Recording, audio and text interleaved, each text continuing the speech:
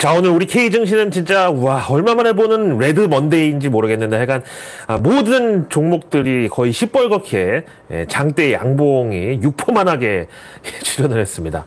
하여간 항상 월요일만 되면 특히 더 자신감이 없었던 우리 K증시가 오늘만큼은 아시아 전체에서 챔피언 먹어버렸습니다. 사실 어제만 해도 미국 대선 주간이 시작되니까 좀 걱정을 했는데 이런 불확실성을 완전히 잠재워주고 달래주는 정말 그 자장가 같은 금투세 폐지 관련 소식 덕분에 오늘 매우 풍요로운 그런 월요일을 보냈습니다. 진짜 뭐 다른 거 다 떠나서 우리가 월요일장이면 항상 이제 미국이 그때 또 주말이어서 이렇게 월요일장에 강세장이 나오는 게 또 사실 되게 귀하거든요. 그 귀한 게 오늘 나왔습니다. 자, 이번에는 그냥 뭐 찌라시나 카더라가 아니라 민주당에서 이번 주에 김건희 국정조사하고 명태균 특별법을 발의하는데 여기에 대한 국민적 지지를 이끌어내기 위해서 금투세 최소 3년 유예, 최대 폐지, 이 카드를 쓸 것이란 이게 바로 민주당발 소식이고 아예 이재명 대표가 직접 지금까지 말을 아껴왔던 것과는 다르게 이번에는 나는 금투세 폐지에 동의한다. 지금 증시가 너무 어렵기 때문이다. 이렇게 밝혔습니다. 정말 이번엔 오피셜입니다. 여기 보세요. 이재명 민주당 대표는 원칙과 가치에 따르면 고통이 수반되더라도 금투세를 강행하는 것이 맞겠지만 현재 주식시장이 너무 어렵다라면서 정부와 여당이 밀어붙이는 금투세 폐지에 동의하기로 했다라고 밝혔습니다. 그 다음 이제 민주당은 증시가 정상을 회복하고 기업의 자금 조달, 국민 투자 수단으로 자리를 잡을 수 있도록 상법 개정을 포함한 입법과 증시 선진화 정책에 총력을 기울이겠다라고 강조를 했습니다. 이런 건 진짜 칭찬받아 마땅하지만 오늘 뭐 하루 급등했다고 해서 갑자기 이재명 대표와 민주당에 그동안 화를 냈던 사람들이 진짜 뭐 찐 지지자로 돌아서지는 못하겠죠. 이거 한 번 가지고. 근데 또 아직 표결로 정식 통과가 된 것도 아니니까 하여튼 내년 1월 1일부터 시행하는 거는 이제 조금 바람직하지 않다. 이제 2달도 안 남았는데 대신에 이제 유예냐 폐지냐는 아직 미정입니다. 참나. 근데 진짜 또 기가 막히는 거는 현재 정부 여당 그 국민의힘인데요. 지난번 통일 아젠다도 그렇고 이번에는 금투세까지 국민의힘은 또 헤게머니를 민주당에 뺏겨버렸습니다. 그러면서 지금 뭐 당정 갈등 어쩌고 지네들끼리 뭐 쓴소리 잡소리 개소리 막 난사하는데 정말 대한민국 보수는 이제 진짜로 맛이 가버렸다 못해서 이제 발효도 안 되는 거의 폐기물급이 됐습니다. 근데 또 사실 이재명 대표 입장에서는 이번 이 금투세 카드를 절대 허투루 쓸 수가 없는 게 현재 사법 리스크가 정말 이제 더 이상은 버티기 힘든, 그래서 진짜 이제는 필살기가 필요한 시점까지 와버렸죠. 그래서 이제 그동안 아껴뒀던 금투세 카드까지 꺼내든 것으로 보이고 지금 상황이 정말 뭐 다급하다는 이런 정치 평론가들의 분석도 있습니다. 근데 이게 다가 아니라 만약에 이번에 아예 금투세 폐지가 아닌 3년 유예로 이제 결정이 되면 이거는 결국 본인이 다음 대통령이 돼서 그때는 결국 금투세를 도입하겠다는 의지로 또 비춰질 수 있다는 게 조심스럽죠. 그래서 약간 오늘 특히 코스피보다는 코스닥에서 반응이 뜨거웠고요. 대신에 이제 코스피에서는 SK 하이닉스가 모든 수급을 다 빨아들이면서 급등 나왔습니다. 이건 어제 내일 뉴스에서 미리 전해드렸던 오늘의 이벤트 SK의 AI 서밋 2024 여기서 엔비디아 젠슨 황이랑 TSMC CEO 웨이 저자의 인터뷰 영상을 냈다 틀어버렸는데요. 그야말로 SK 하이닉스를 막 찬양하는 애비어천가 그 자체였습니다. 애비어천가 어감이 좀 안 좋은데. 하여튼 먼저 이 영상에서 젠슨 황은 제발 HBM 물량 좀 더 빨리 더 많이 공급해 달라고, 그래서 한 6개월 그 앞당길 수 없겠냐고 거의 막 앙탈을 막 부렸고요. 그 다음에 TSMC의 웨이 저자는 SK 하이닉스의 고대역폭 저전력 메모리 솔루션은 진짜 어메이징하다 이렇게 막 호들갑을 떨었습니다. 이 덕분에 오늘 SK AI 서밋에서 기조 연설자로 나선 SK 최태원 회장은 어깨에 그냥 뽕이 왕창 들어갔고요. 대신에 하필 오늘 똑같은 날 같은 날 AI 포럼을 개최한 삼성전자의 경우는 거의 뭐 찬밥 신세가 됐죠. 그래도 그나마 오늘 민주당 이재명 대표의 금투세 폐지 발언이 나온 덕분에 삼성전자는 체면 유지라도 했지, 안 그랬으면 SK하이닉스 급등하는데 삼성전자 급락하는 이런 굴욕을 또 당할 뻔했죠. 아무튼 그럼 이제 20만 닉스까지는 그냥 뭐 직진이고 결국 전고점 24만 8,500원 뚫어버리면서 SK하이닉스 달나라 가는 거냐. 여기서도 우리는 절대 떨주 몰파를 잊어서는 안 되고요. 그 다음에 K 주식은 위험자산도 아닌 모험자산이라는 걸 또 한번 상기를 해야 됩니다. 그래서 제가 감히 또 예언하건데 만약에 SK 하이닉스 주가가 이번에 전고점을 뚫는다. 그럼 바로 그 시점이 이 하이닉스의 HBM 사업부 물적 분할 발표 임박하는 거라고 저는 판단하겠습니다. 앞으로 어디 한번 보시자고요. 이번에도 제가 맞출지 아니면 틀릴지. 다음 오늘 에코프로를 비롯한 K2차전 지주들도 급등이 나왔는데 일단 금투세 약발이 제일 셌다고 보고 근데 사실 2차전지 투자자들은 대부분 금투세 대상이 아닐 텐데요. 오히려 손실인데 금투세를 왜 내? 그래서 이제 제가 봤을 때 이건 미국 그 대선 관련 영향 같은데 그렇다고 뭐 기관과 외국인이 이번 대선에서 해리스 승리에 베팅을 했다? 그래서 2차전 지주들에 올라탔다라고 보기에는 이제 미국 대선이 정말 바로 이제 카운트다운에 들어가면서 외국인들은 신속하게 이 중립 기여를 박았다고 봐야죠. 그래서 그동안 이제 후진으로 막 조지다가 그냥 중립을 놓으니까 이제 그 어떤 반작용으로 앞으로 쭉 나간 건데 그래서 이제 주말 뉴욕 증시에서도 앨범하라고 리튬 아메리카 역시 주가가 급등을 했습니다. 그래서 이제 정말 이제는 뭐 1박 2일이 남았는데 그동안에 혹시라도 해리스 승리에 베팅한다고 여기 2차 전지에 나도 올라타겠다는 이런 전략은 위험할 수가 있습니다. 또 비트코인이라면 근데 모르겠어요. 근데 이번 미국 대선에 정말 화끈하게 베팅하고 싶은 분들은 트럼프 승리 시나리오의 경우는 비트코인 롱, 해리스가 이길 경우는 비트코인 숏. 근데 적어도 2차 전지에 대해서는 그런 트레이딩은 저는 조금 아직은 아니라고 봅니다. 왜? 미국 대선이라는 그 정말 그 노래 제목처럼 연극이 끝나고 난 뒤에는 또 이제 2차 전지주들 유상증자 감원 그리고 증권사들의 이익적 망치 하향 이런 후유증들이 또 대기를 하고 있을지 모르니까요. 근데 참 비트코인 얘기 그 나온 김에 지금 코인 업계에서는 트럼프가 워낙에 뭐 친가상화폐 그리고 코인 우호적인 캐릭터 이렇게 알려져 있어가지고 트럼프가 당선되면 당장 이제 그 크립토 마켓에 큰 장이 설 거라고 기대를 하고 있지만 사실은 해리스도 최근 뭐 흑인 남성들의 표심을 잡기 위해서 공약으로 내놓은 게 흑인 남성 중에서 결혼을 한 가장의 경우는 이제 우리로 치면 소상공인 정책 자금을 최대 2만 달러, 그러니까 한 2,700만 원까지 지원해주는 방안을 발표했잖아요. 근데 여기에 그 기본소득 같은 개념으로다가 지역 화폐의 어떤 아이디어가 포함될 수 있다는 그런 풍문이 있습니다. 그래서 지금 코인 업계에서는 이렇게 되면 누가 당선돼도 이제 둘 다 돈질 연락에 해가지고 지지율 확보하고 나가야 되는데 현재 미국이 재정적자 문제 때문에 대놓고 국채랑 달러는 찍어낼 수가 없다. 그럼 이제 대안이 바로 가상화폐뿐이다. 이런 해석으로 이제 자연스럽게 모아지고 있는 거죠. 어쨌든 지금 뭐 이 미국 대선 이 판세가 박빙이라는 거는 그만큼 대선이 끝나고 그 어떤 한쪽에서 승리를 했을 경우에 국정을 장악하려면 또 그만큼 선심을 많이 써야 되는데 그게 돈이다. 뭐 이런 해석은 우리가 상식적으로 가능하죠. 그 다음에 이제 비트코인의 경우는 코인계의 우량주, 대장주 뭐 이렇게 볼 수 있고 또 이 비트코인이 전통적으로 10월과 11월이 강세 시즌이래요. 글쎄요, 뭐, 광군제나 블랙 프라이데이 이런 게 10월, 11월에 맞춰 있으니까 요즘은 대부분이 이제 전자결제라서, 이런 가상화폐의 어떤 뭐 중요성이 더 강조되는 건지, 하여튼 그래서 최근 11년간 10월, 11월 이 기간 중에 상승했던 게 11번 중에 7번. 그럼 이제 확률 70%가 넘는 거죠. 그 다음에 이제 올해 4월 정도가 이제 반감기를 한번 껐는데 과거 사이클을 보면은 그런 반감기 후 약 18개월째 비트코인 가격이 사상 최고치를 갈아치웠다고 나왔어요.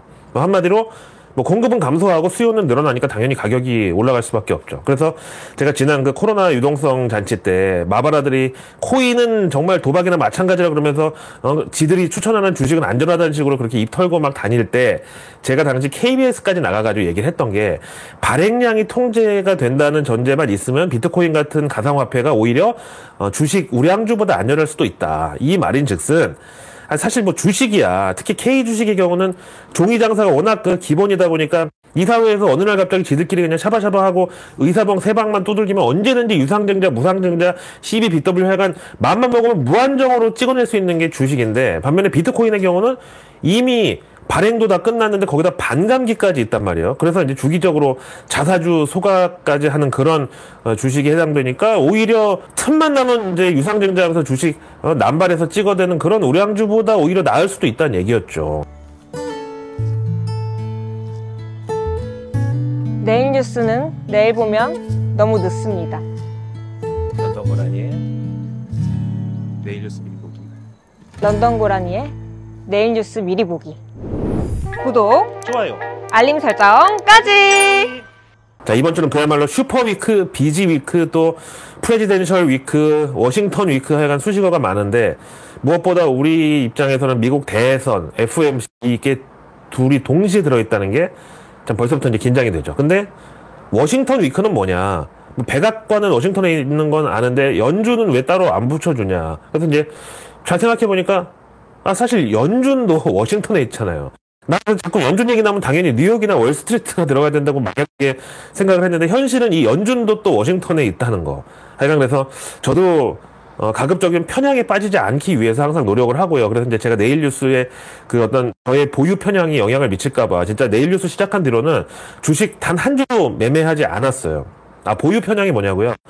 이제 제가 내일 뉴스 영상 매일매일 방송할 때 나도 모르게 내가 가진 종목에 대해서 좀 유리하게 어떤 그 재료를 해석하거나 아니면 어떻게든 내가 가진 종목을 조금이라도 좋게 얘기하려는 이런 게 바로 보유 편향이죠. 그런 보유 편향도 저는 경계를 하는데 오히려 지가 먼저 주식 산 다음에 자기 회원들한테 추천하고 주가가 올라가니까 그때 냅다 팔아가지고 내다바이를 회원들한테 그 설거지를 내둘러버린 그런 마바라들은 진짜 하여튼 현재 미국 내 모든 연구기관들 그리고 기업들 정치인들 거기다가 실리콘밸리 뭐 워싱턴의 유태인 커뮤니티까지 사실 지금 다들 온통 진짜 뭐 일이 손에 안 잡히고요. 그냥 미국 대선 결과에만 지금 촉각을 곤두세우고 있는데 근데 아시다시피 이제 대한민국처럼 이렇게 작은 나라도 대통령 한 명 바뀌면 뭐 자리가 4천석이 왔다 갔다 한데 이거는 뭐 당장 대통령 참모진에서부터 뭐 공기업 임원회, 뭔 협회, 뭔 연구원, 뭔 재단 하여튼 그런 낙하산 자리들이 대통령 한 명에 따라서 4천 개가 움직인다는 건데 하물며 우리도 이런데 미국은 어떻게 했냐고요. 거기다 미국은 또 이제 로비가 합법화되어 있는 나라다 보니까 아무래도 이번에 해리스가 민주당 정권 재창출이 아닌 이제 트럼프가 정권 교체를 하러 나설 경우에 그런 로비 단체들도 이제 당장 발등에 불 떨어지는 거예요. 그래서 워싱턴 의회에 드나드는 그리고 이제 공식 석상에 내세우는 그런 이제 말들을 싹 다 교체해야지 친트럼프 성향의 사람들로. 하여튼 어제 내일뉴스에서 전해드렸지만 다시 정리해보면은 미국은 투표 시작과 종료가 각 주마다 다 다르기 때문에 사실 종료가 더 중요한데 우리 시간으로 수요일 오전 8시부터 출구조사 결과가 막 쏟아지기 이제 시작을 합니다. 그리고 개표 상황에서 당선 확실 요거는 생각보다 좀 빠르게 결론이 날 수도 있지만 지난 트럼프와 바이든 대선의 경우는 경합주에서 그 개표 관련 재검표 시비가 붙으면서 이제 4박 5일 후에 결론이 났었는데 이번에 만약에 또 그런 비슷한 일이 발생을 하면은 주말을 넘길 수도 있는 거죠.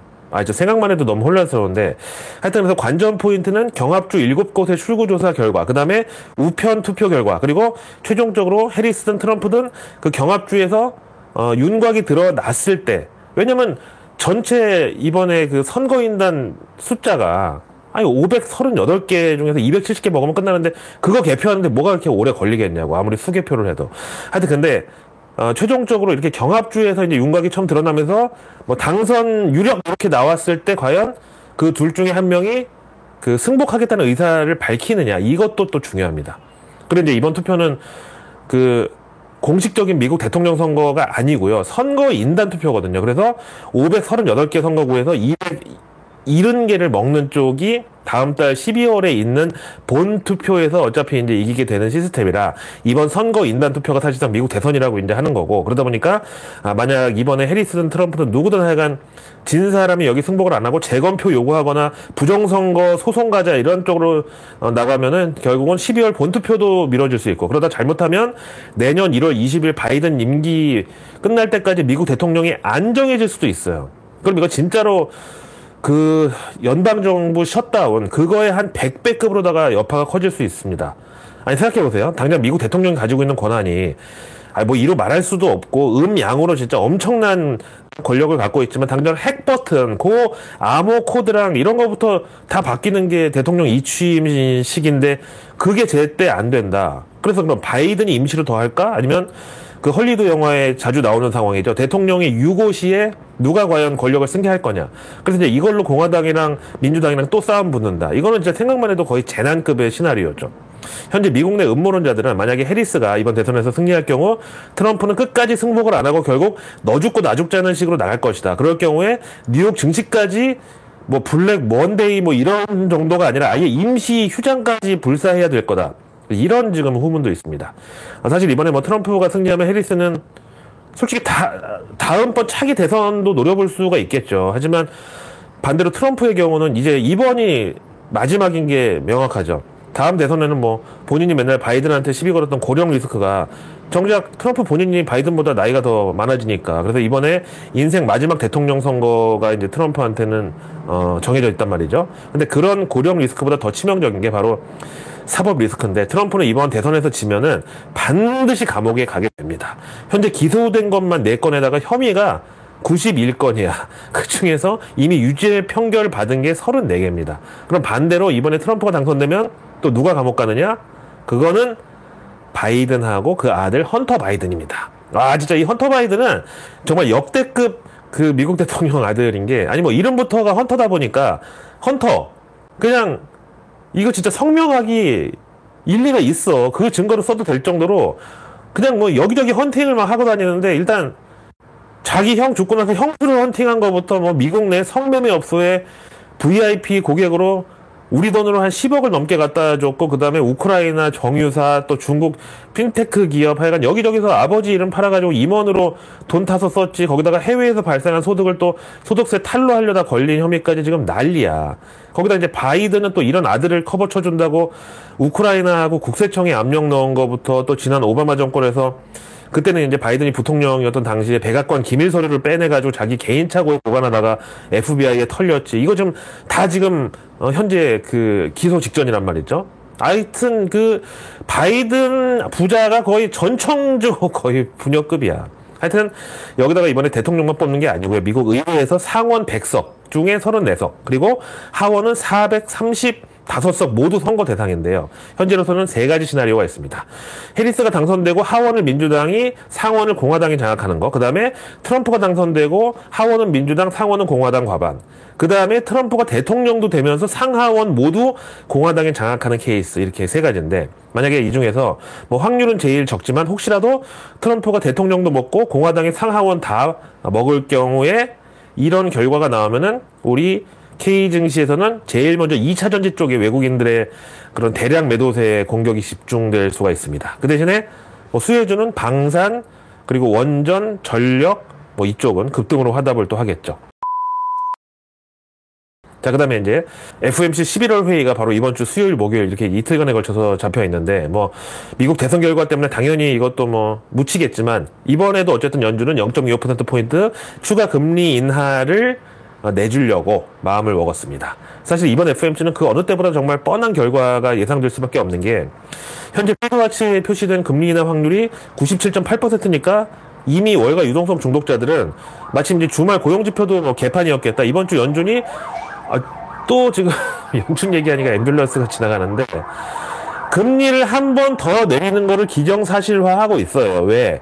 지금 이게 다들 금리가 이상하고, 또 그 배경에 최근 경제지표 그 어떤 걸 봐도 연준이 금리를 동결할 이유가 못 되는 이런 상황에서 갑자기 연준이 예상 밖으로 금리를 동결한다? 금리 인하를 안 한다? 그럼 누가 봐도 미국 대선 결과에 영향받은 거라고 또 의심을 할 수밖에 없잖아요. 그래서 뭐 해리스든 트럼프든 하여간 제롬 파월 연준 의장은 둘 다 어떤 플랜이 있는데, 일단 이번 11월 FOMC에서는 중립인 척 하는 게 금리 인하다 이거예요. 그래서 이제 만약에 트럼프가 또 되면, 아유, 지난 정권에서 연준 의장 저 지명해 주신 덕분에 여기까지 잘 왔습니다. 저는 이 자리에서 트럼프 대통령님의 복귀를 기다리고 있었습니다. 사실 바이든은 병신입니다. 저는 그거 다 알고 있습니다. 이렇게 이제 안면을 바꾸면 그만인 거고, 그 다음에 만약에 해리스가 대통령 되면 제니 넬리런의 케이스대로 연준 의장 임기 무사히 다 마치고 자연스럽게 재무장관 자리를 영전하는 이런 꿈을 또 제롬 파월 입장에서는 꿔볼 수 있죠. 근데 정작 중요한 거는 다음번에 12월 FOMC가 될 텐데, 이것도 이미 추가 금리 인하 확률이 81.7%까지 치솟아 있습니다. 근데 아마 트럼프가 이번에 승리하면 이 확률이 거의 90% 후반대까지 또 진짜 기정사실화 되지 않을까 싶은데요. 만약에 트럼프가 대선에 승리를 했어. 근데 12월 FOMC에서 제롬 파월이 앞으로 트럼프 시대에는 재정 적자가 더 커지고, 그래서 미국채 금리도 오를 거다. 그래서 우리 연준이 나도 금리를 동결하면서 그걸 막아보겠다. 이렇게 나오면은 그냥 뭐 대놓고 개기는 거고, 트럼프한테 그냥 항명하는 거나 마찬가지죠. 내가 그냥 옷을 벗으면 벗었지 어디 한번 맘대로 해보라는 식으로. 근데 제롬 파월이 과연 그럴 사람이 아니다. 명실공히 연준 120년 역사상 첫 유태인이 아닌 비유태인, 그것도 변호사 출신 연준 의장인데 얼마나 그동안 어떤 눈치나 균형 감각 같은 게 이제 발달을 했겠습니까? 근데 이 제롬 파월 이제 젊었을 때 사진을 좀 보잖아요. 약간 좀 히피 느낌 나지 않아요?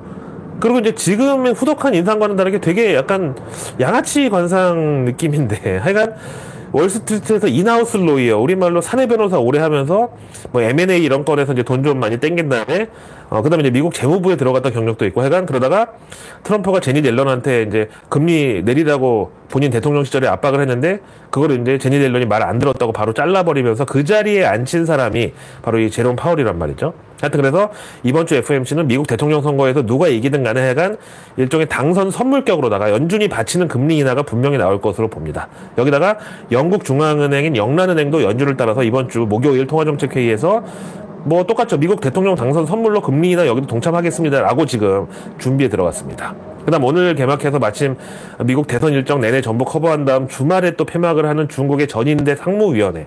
하여간 이런 거 다 날짜도 일부러 이렇게 잡은 거라니까요. 왜?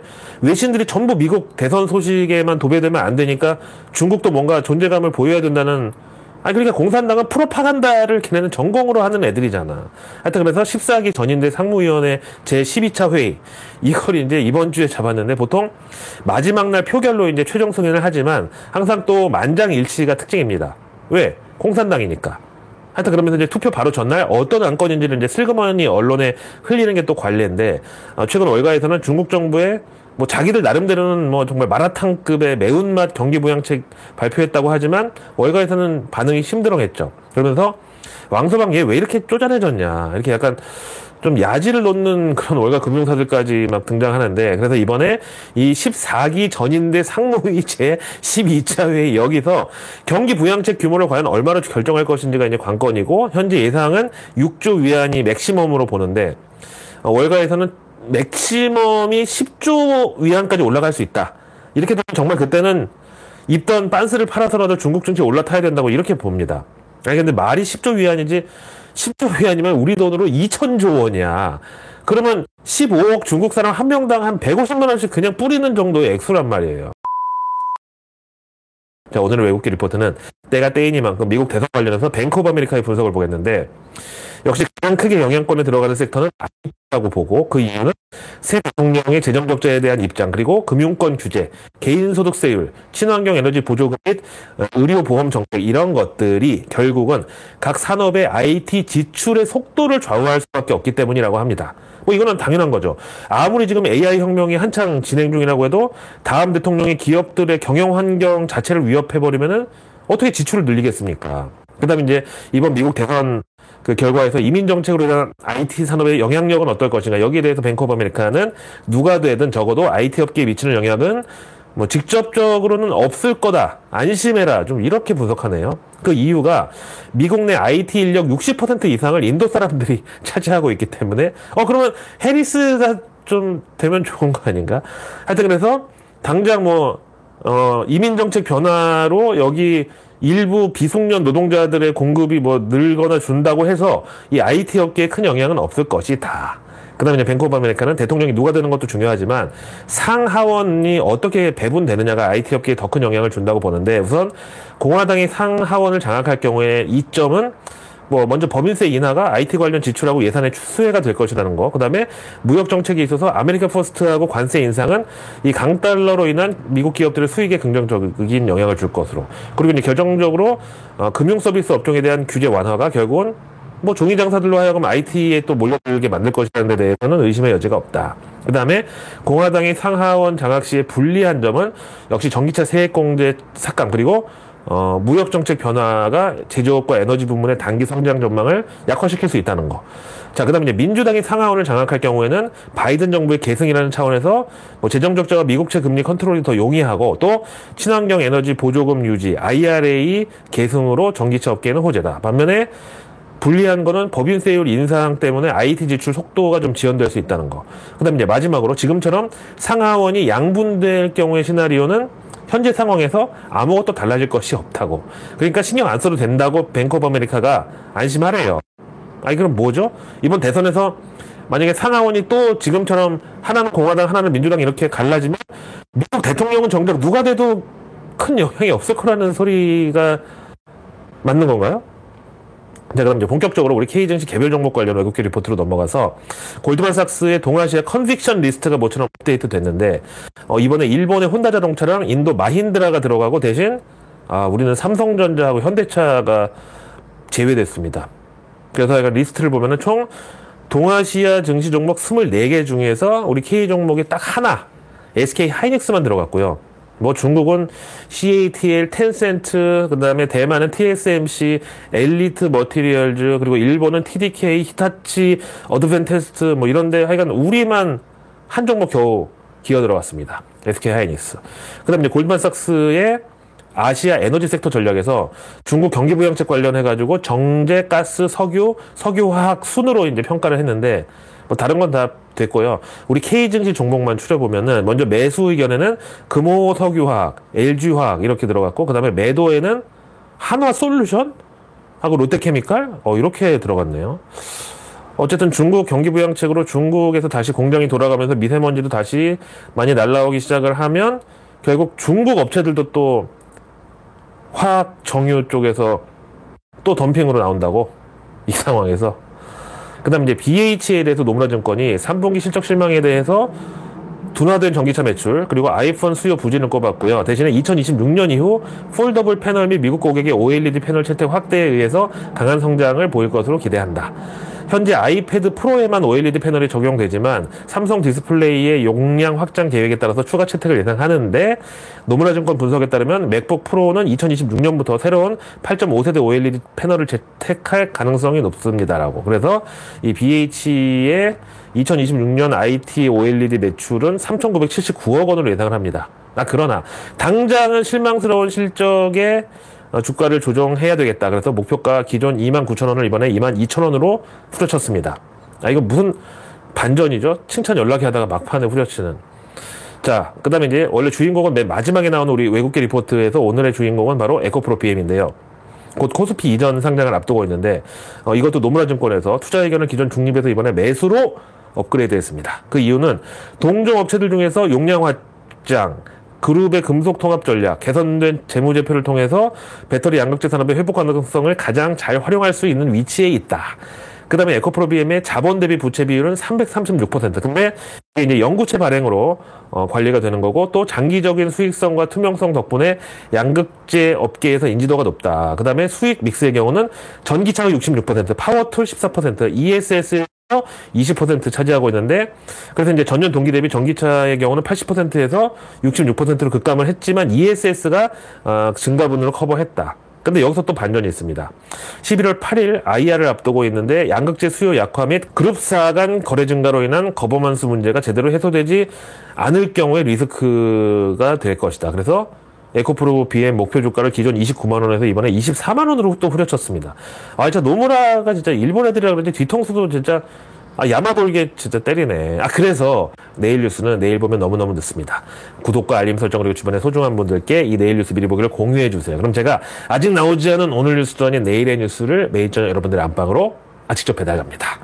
자, 이제 드디어 내일 밤 미국에서는 정확하게 제60대 미국 대통령을 뽑는 선거 인단 투표가 시작이 됩니다. 그렇다면 이제 외국인들하고 기관들은 결과 나올 때까지 그냥 넋놓고 있냐? 아니요. 앞에 뱅크 오브 아메리카 리포트에서 보셨다시피 이번에 트럼프든 해리스든 누가 대통령 되든 간에 더 중요한 거는 상하원에 과연 분산되냐 아니면 공화당이 다 먹냐 이거라고 했잖아요. 그래서 내일 당장 외국인과 기관에서는 모레 있을 FOMC 유동성에 더 기대를 할 겁니다.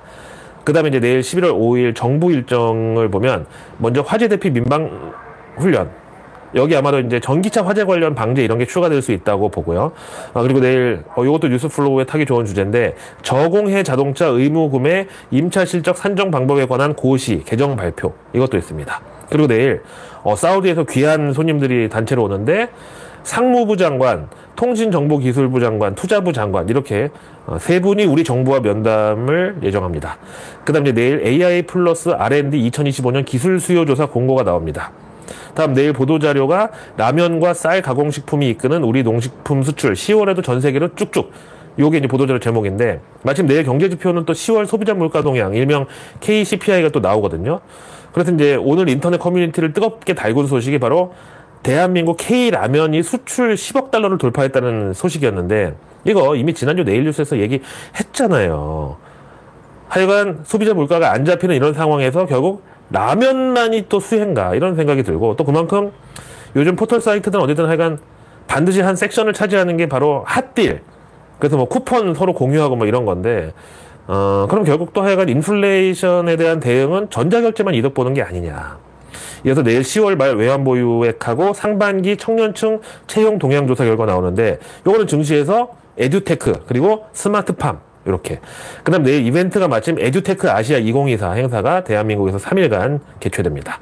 그 다음 내일 증시 일정은 HEM 파마가 신규 상장이고, 다음에 3빌리언 신한스펙 15호 오름 테라퓨틱스 이렇게는 공모청약. 그 다음 내일 실적 발표 기업들은 내일도 또 굵직한 기업들이 이제 출동을 하는데, 엔터에서 하이브 SM, 그 다음에 한화, SKC, 카카오페이, 위메이드, 위메이드 맥스, 위메이드 플레이, 롯데칠성, 롯데렌탈, 현대홈쇼핑, 현대이지웰, 제주항공, 하나투어, ISC, 안랩, 여기까지가 이제 내일 실적 발표 기업들인데, 참 그야말로 애증의 종목들이 대부분이네요. 자, 그리고 나면 이제 내일 밤 미국에서 9월 무역 수지하고 10월 ISM 비제조업 지수가 공개되는데, 아무래도 좀 미국 대선 때문에 뭐 여기에 대한 관심은 조금 떨어질 수밖에 없죠. 바로 내일 밤에 대선 투표 이제 시작이니까. 그 다음에 이제 화요일 미국 실적 발표 기업들은 슈퍼마이크로, 쿠팡, 그리고 유럽에서 페라리. 여기는 그 코드명이 아예 RACE, 레이스야. 이거 진짜 멋있지 않아요? 하여튼 여기 3분기 실적, 요 정도가 중요하겠는데, 아마 이번 페라리 실적도 지난 루이비통이나 아니면 구찌 운영사 어디죠? 캐링? 이런 데처럼 이제 중국 경기 둔화의 영향을 얼만큼 받았을지, 그게 3분기 실적의 핵심이라고 볼 수 있습니다. 자, 오늘 하루도 고생 많으셨고요. 저는 내일의 내일 뉴스를 미리 들고 다시 찾아뵙겠습니다. 고맙습니다.